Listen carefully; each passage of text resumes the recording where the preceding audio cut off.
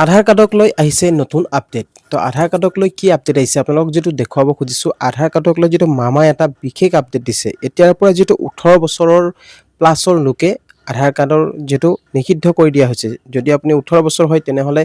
18 বছৰ প্লাছ হ'লে আপুনি আধাৰ কাৰ্ড উলিয়াব নোৱাৰিব আৰু 18 বছৰ তলৰ লোকসকলেহে আধাৰ কাৰ্ড উলিয়াব পাৰিব। তো এই ক্ষেত্ৰত যিটো মামাই এটা নতুন নিয়ম আনিছে, আধাৰ কাৰ্ড যদি আপুনি আবেদন কৰিম বুলি ভাবিছে সেই লোকসকলৰ বাবে আহিছে এই ডাঙৰ আপডেটটো। তো মামাই যিটো এই আইন যিটো লৈছে, নতুনকৈ এটা নিয়ম লৈছে, যিহেতু আধাৰৰ বিশ্বাসযোগ্যতা অটুট ৰখাৰ লক্ষ্য। ঠিক আছে, অসমত 18 প্লাছৰ লোকৰ নতুন আধাৰ যিটো নামভৰ্তি নিষিদ্ধ কৰা হৈছে। যদি অসমৰ যিসকল লোক আছে সেই লোকসকলৰ বাবে যদি 18 বছৰ প্লাছ হৈছে তেনেহ'লে আধাৰ কাৰ্ড এতিয়াৰ পৰা উলিয়াব নোৱাৰিব। নমস্কাৰ অসমবাসী ৰাইজ, কি খবৰ? সকলোকে মই নতুন এটা ভিডিঅ'ত স্বাগতম জনাইছোঁ। আজি লৈছোঁ আপোনালোকৰ বাবে কেইবাটাও গুৰুত্বপূৰ্ণ খবৰ। অৰুণোদয় আঁচনিকে ধৰি PM কিষাণ আঁচনিলৈ আহিছে, ৰাজ্যৰ মহিলাসকলৰ বাবে আহিছে ডাঙৰ খবৰ। তো কেতিয়া লাভ কৰিব অৰুণোদয় আঁচনিৰ ধন? আপোনালোকে যিহেতু ভাবি আছে যে অৰুণোদয় আঁচনিৰ কিস্তি কেতিয়া প্ৰদান কৰা হ'ব আৰু কোনসকল মহিলাক দিয়া হ'ব এবাৰ অৰুণোদয় কিস্তি, আৰু PM কিষাণ আঁচনিৰ যদি কিস্তি পোৱা নাই তেনেহ'লে আপুনি কি কৰিব লাগিব? তো সকলোখিনি আপডেট লৈ আহিছোঁ আজি এই ভিডিঅ'ত। গতিকে ভিডিঅ'টো আপুনি স্কিপ নকৰি শেষলৈকে চাই থাকিব। বলক ভিডিঅ'টো আৰম্ভ কৰোঁ। Welcome to my channel, good luck Assam. তো গাইজ, আপোনালোকক যিটো মই কৈছিলোঁ যে আধাৰ কাৰ্ডৰ আপোনাৰ যিটো নতুন আপডেট দিয়া হৈছে, আধাৰ কাৰ্ড যিসকলে আবেদন কৰিম বুলি ভাবিছে, যদি আপুনি নতুনকৈ আবেদন কৰিম বুলি ভাবিছে, 18 বছৰ প্লাছ হৈছে তেনেহ'লে আপুনি এই নিয়মখিনি জানি লওক। কিয়নো 18 বছৰ প্লাছ হ'লে আপুনি আধাৰ কাৰ্ড উলিয়াব নোৱাৰিব। 18 বছৰৰ ক্ষেত্ৰত 18 বছৰ তলত যিসকল থাকিব সেইসকলৰ বাবে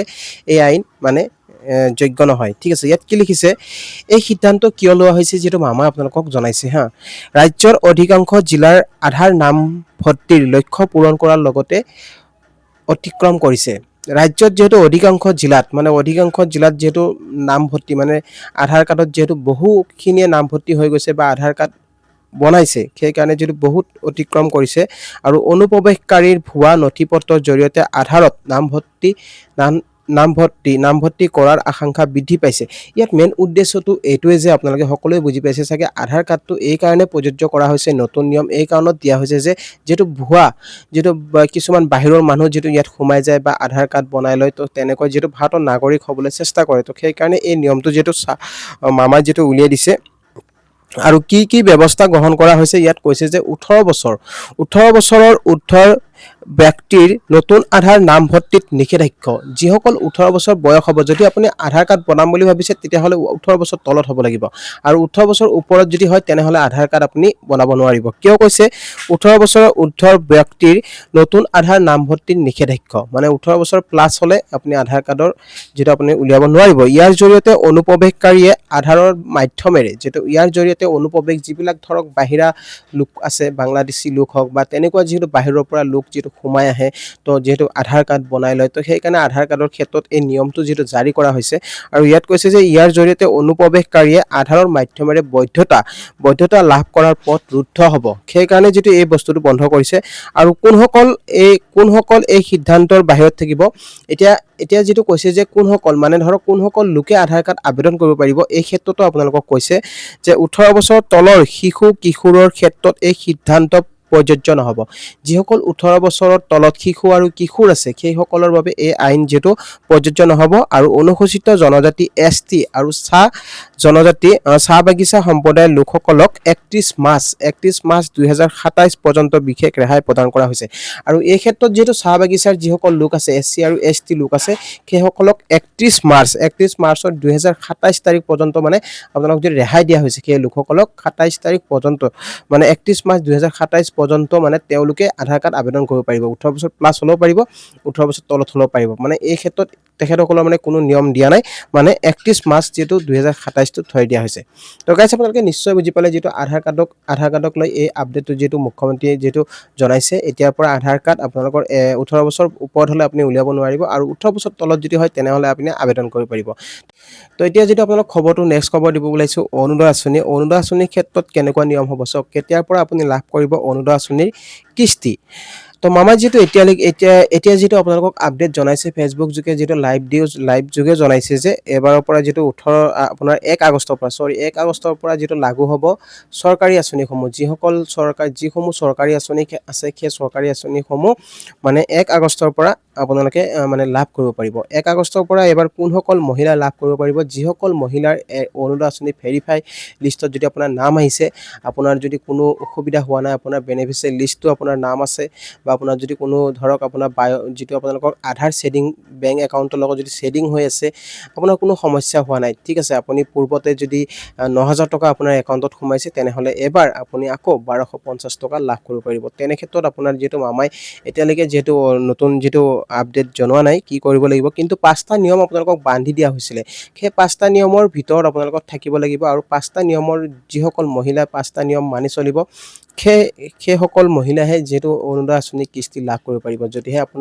আপোনাৰ যদি আপোনাৰ একাউণ্টটো যদি আপোনাৰ মোবাইল নম্বৰ ঠিক আছে আপোনাৰ যদি একাউণ্টটো ধৰি লওক আপোনাৰ বেংকৰ একাউণ্টটো আধাৰ লগত শেডিং হৈ আছে যদি ন হৈ আছে তেনে ক্ষেত্ৰত প্ৰবলেম হ'ব পাৰে যদি আপোনাৰ শেডিং ইয়েস হৈ আছে তেনেহলে প্ৰবলেম নাই আপোনাৰ ডিবিটি আপোনাৰ ইয়েস হ'ব লাগিব ঠিক আছে আপোনাৰ ডিবিটি প্ৰক্ৰিয়াটো যদি শুদ্ধ হৈ থাকে তেনেহলে আপোনাৰ সমস্যা নাই আপুনি অৰুণোদয় কিস্তি নিশ্চয় লাভ কৰিব পাৰিব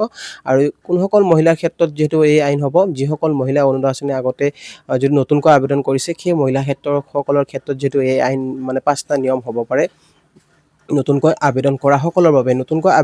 সকলে যেতিয়া অৰুণোদয় আঁচনি আবেদন কৰিছিলে তেতিয়া মোবাইল নম্বৰ কিছুমানৰ ভুল হৈ গৈছিলে আৰু ফৰ্ম ফাইল কৰোতে কি হয় আপোনালোকৰ মোবাইল নম্বৰটো বেলেগৰ নম্বৰ দিয়া গৈছিলে বা আপোনালোকে তেনে ক্ষেত্ৰতো আপোনালোকৰ হয়তো নামটো কটা যাব পাৰে বা আপোনালোকে শুদ্ধ কৰিব লাগিব আপোনাৰ একাউণ্টটো শুদ্ধ কৰিব লাগিব যিবিলাক যাৱতীয় ডকুমেন্ট আছে সকলো ডকুমেন্ট যেটো মামাই কৈছে যে আপডেট কৰিব কৈছে যদিহে আপুনি অৰুণোদয় আঁচনি নতুনকৈ আবেদন কৰিছিলে আপুনি যদি ধৰি লওক এটা কিস্তি আগতে পাইছে বা এতিয়া নতুনকৈ আপুনি পোৱা নাই কিন্তু সেই কিস্তিসমূহ পাবলৈ হলে আপোনাৰ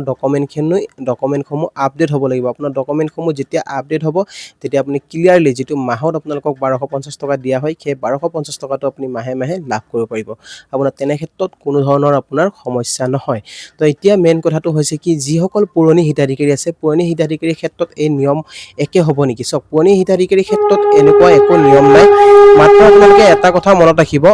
মনত ৰাখিব আপুনি যদি যোৱা মাহত যেটো ইলেকশনৰ আগত আপোনালোকক যেটো 9000 টকা প্ৰদান কৰিছিলে মামাই আপোনালোকৰ একাউণ্টত যদি আপোনাৰ 9000 টকাটো আপোনাৰ একাউণ্টত সোমাইছে তেনেহলে সমস্যা নাই আপোনাৰ এবাৰো সেই পইচাটো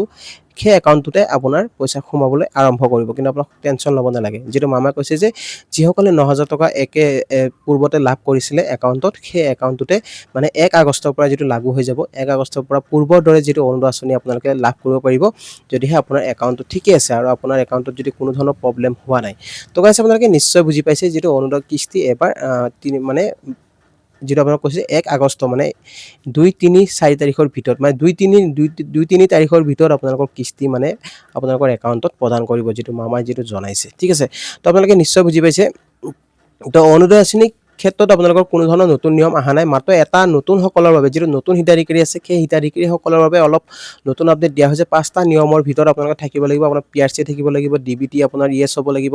আধাৰ লিংক হ'ব লাগিব সকলোখিনি বস্তু আপোনালোকৰ আপডেট লাগিব যিমান যাৱতীয় ডকুমেন্টছ আছে সেই ডকুমেন্টসমূহ আপোনাৰ আপডেট হ'ব লাগিব তেতিয়াহে আপুনি কিস্তি লাভ কৰিব পাৰিব তো গাইস আপোনালোকে নিশ্চয় বুজি পাইছে তো আপোনালোক নেক্সট এটা খবৰ দিব বিচাৰিছো পিএম কিষাণ আঁচনিৰ যিসকল কৃষক আছে সেই কৃষকসকলৰ বাবে এটা ডাঙৰ সমস্যা হৈছে বহু কৃষকে এতিয়াও কিস্তি লাভ কৰা নাই যদি আপুনি কিস্তি লাভ কৰা নাই তেনেহলে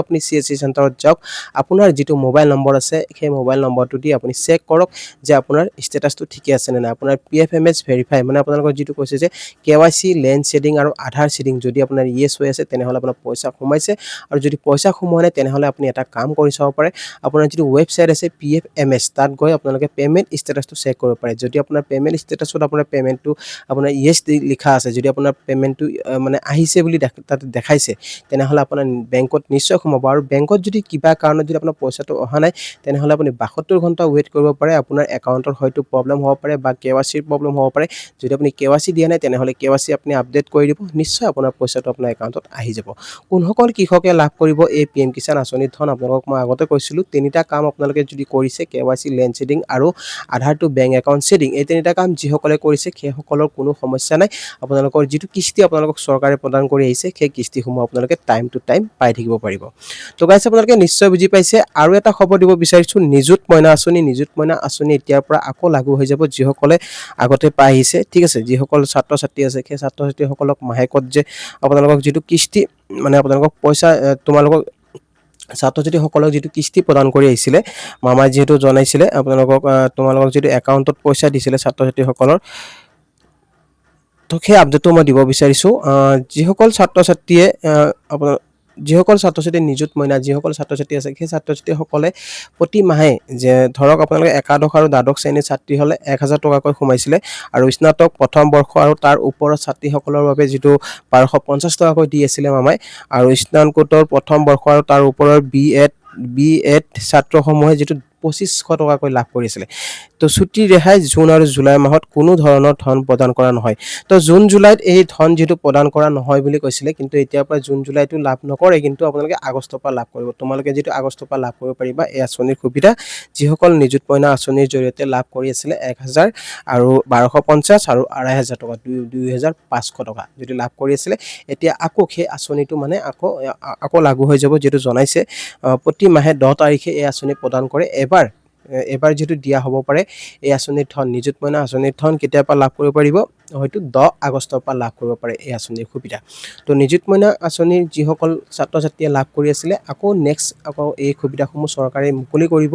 1 আগষ্টৰ পৰা এই আঁচনিসমূহ সকলো আঁচনি যেটো মুকলি কৰি দিয়া হ'ব যিসকল ছাত্ৰ ছাত্ৰী এই আঁচনি আগতে লাভ কৰি আছিলে এবাৰ সেই আঁচনিসমূহ আকৌ সেম সময়ত আপোনালোকে আগষ্টৰ পৰা সেই আঁচনিসমূহ লাগু হৈ যাব তো আই হোপ আপোনালোকে নিশ্চয় ভিডিওটো বুজি পালে আজি আপোনালোকক কেইবাটাও যেটো খবৰ আপোনালোক জনালো আৰু ভিডিওটো চাই কেনেকুৱা পালে জনাব ভাল পালে লাইক শেয়াৰ আৰু লগতে চেনেলটো যিসকলে নতুনকৈ আহিছে সাবস্ক্ৰাইব কৰিব নাপাহৰিব আৰু কাষত থকা বেল আইকনটো প্ৰেছ কৰি দিব যাতে এনেকুৱা ধৰণৰ নতুন ইনফৰমেশ্যন আহিলে সকলোতকৈ আগত পাই থাকে তো গাইস আজিলৈ মানে জয় অসম।